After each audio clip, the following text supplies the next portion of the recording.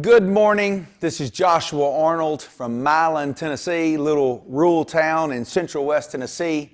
I'm coming to you today for RuralKingsInvesting.com, where our mission is to encourage you into the world of lifestyle freedom.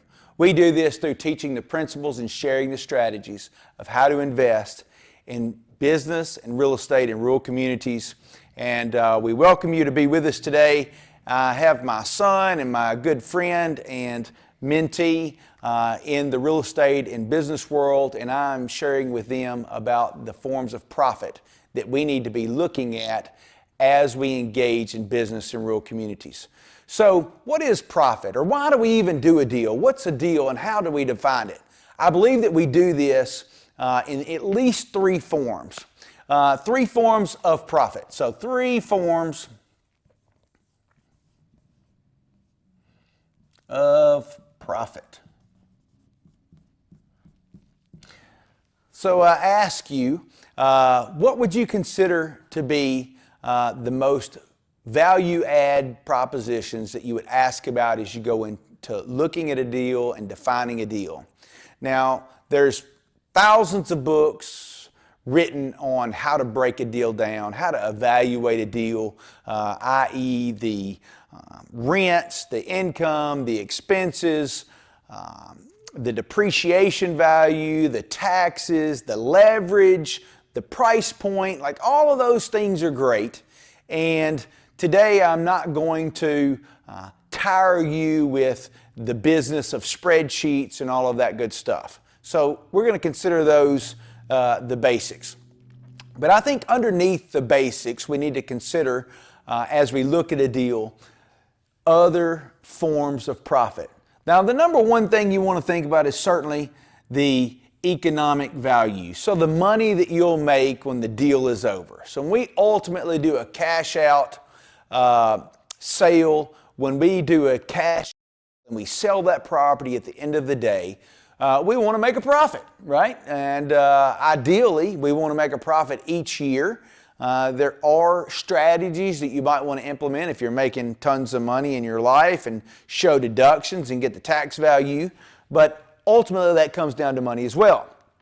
So that's kind of the given. We think about that, but what else might it be that we want to consider and think about when we're entering into a deal? I think we all should always consider the relational value. Now, what do I mean by relational value? The relationships that are advanced by doing the deal. So, I'm going to share with you an example about a deal that I had with a good friend of mine, Josh Hazelwood, who back in 2010 acquired a property. Actually, at the time, I was a real estate agent, and he was a friend and a Bible study partner of mine. And he also was in real estate, and he had identified a deal that he wanted to do that he thought had a lion's share of profit that was relative to him at that time, and he needed some cash and he needed it fast. So he had bought this house on Cantrell Street in Milan, Tennessee, and he acquired it for, I believe, $29,000 in 2010. And now it's 2019, and he says, hey man, I've got this deal. I believe the house is worth $40,000 to $45,000, and I would like to acquire that property. Uh-oh, who's that? We won't start all over. Sorry. Now keep going. Okay. So he acquired the property in 2010. He has come to me. He says, I've got this deal I'd like to do, but I need some cash and I need it fast. And there's an opportunity for me, if you would like. I know you've been looking for something for your son, because at the time I was very keen on the fact that as my son was 14 at the time, he was rereading the book Rich Dad, Poor Dad, and he had inquired about me showing him and teaching him in an experiential way how that he could learn more about how that assets are the most valuable thing in an economic way that we can apply to our lives and learn how to do a deal, so to speak. So what I did was I shared with Josh. I said, Josh, what do you need out of the deal? And he said, man, he said, I've owned this property for 9 years. I bought it for $29K. I've done a rehab. It's been, I've had very little vacancy. I think at the time I'd been managing the property. And so that deal, I don't even know that we'd had 2 months of vacancy in the 9 years that he had owned it. So I think we had only had 2 tenants during all that time. He was bringing in good rent and it was well maintained. He takes care of his properties very well. And he said, man, he said, I would do this deal for you at $33,000 if you could get me a check in just a few days. I agreed. Subsequently, the result was the property ended up being valued, I think, around $49,000. I did a cash out refi for $40,000. If you catch that, I put $7,000 immediately into my pocket. I did a refinance, I think it was 5% interest on a 10-year fix. And did it on a 20-year AM, so the property was going to cash flow. It was already in my management, so I had a good history of what it would do. And more importantly than any of that, I was able to advance my relations with my business partner and friend of mine, even though I wasn't partnered in this particular deal at the time. And I was able to advance my relationship with my banker. I was able to advance my relationship with my management. And all of these things are added values in the business of profit as we invest in rural communities. When you're in a rural community, you need to understand that you're going to do business with them again. Just take that perspective every time that you're entering into a deal to keep in mind the end goal. Always know that the people that you are in front of are the people that you are sent to serve. And find an opportunity, find a way to not only have an economic value, but a relational value when you go to the deal. Now, what's the third form that we should keep in memory? That is experience. Experience and practice. Experience. So I was not only getting my experience to the deal, and there was not only the experience of Josh, but also for my son. And it was practicing. It's like when we go into the gym, right? When I go into the gym the first time, I mean, it's awfully painful trying to get under that bar and do your first reps, and it feels like it's impossible, it's hard, it's difficult. But through the experience of doing repetitions, you are going to get better. There's a quote, I'm trying to think, regardless of your ability, the more practice and the more reps that you have at doing a thing, you will increase your capacity. So always be finding ways to increase your capacity through the repetition of doing deals.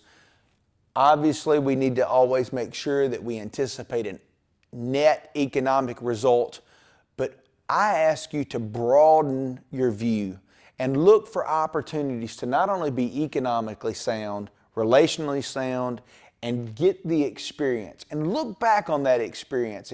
If you've never done a deal, it's going to be hard to do that. If you've done deals, reflect on those deals that you've done. And maybe you've already identified the profit that was available for you. But I ask you to think about all the ways and all the relationships that you have advanced in that relationship. Did you advance your relationship with your lender in that process? Did you advance your relationship with your contractors and your property managers, your realtors, the professionals that serve you, such as your attorneys? And then your business partners. Did your business partners' relationships, your joint ventures that you participated, were they increased? And then as you look at that experience, I believe that there's polarity. So there is going to be a positive and negative in every deal and multiples of them. And don't be afraid at looking at those. I mean, I like to be optimistic. I'm always looking to see the glass half full. But reality teaches us that there are going to be some negatives. There's going to be some experiences that we can learn from in that particular deal as we reflect on that deal and say, hey, what could I have done differently that would have edged me out a little bit better profit margin in my relationship in that deal? How could I have increased the relationship value through that deal? How could I have made some adjustments with my insurance cost or my interest cost with my bankers? You know, and I'll tell you this, when I'm doing deals, sometimes I'm willing to give up some of the economic values for the gained experiences and relationship values because they've made me better as an investor over time. It's created more opportunities for joint ventures, more bankers that want to do business with me because in a rural community, that word will spread. So, man, I sure do enjoy doing business with Josh Arnold. He always seems to have a positive attitude and is encouraging to me in my own form of business. And I think that can be a wealth and an abundance that is applied to your business in a rural community that will give you an edge in your business ventures. So I heard it said before that there's not just two sides of a coin, there's three. There's the heads, there's the tails, and there's the edge. And the greatest profit margins are made in the edge of the deal, having an advantage. So again, three forms of profit we need to consider: the money, the relationships, and the experience. I promise you, you are going to be able to become stronger as an investor and stronger in your community, having more opportunities to provide a better result in the robust life you're trying to build. And again, our goal is lifestyle freedom, and we believe that's done not just through money, but it's through relationships and through experience.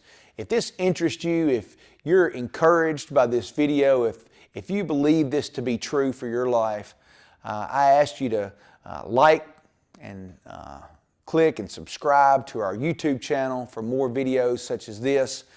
Give us your name, your number, and email address. We will send you a blueprint for how to do a fix and flip in your own rural community for free. And we would like you to come back and fellowship with us again. Again, RuralKingsInvesting.com. My name is Josh Arnold. Thank you for visiting with us today.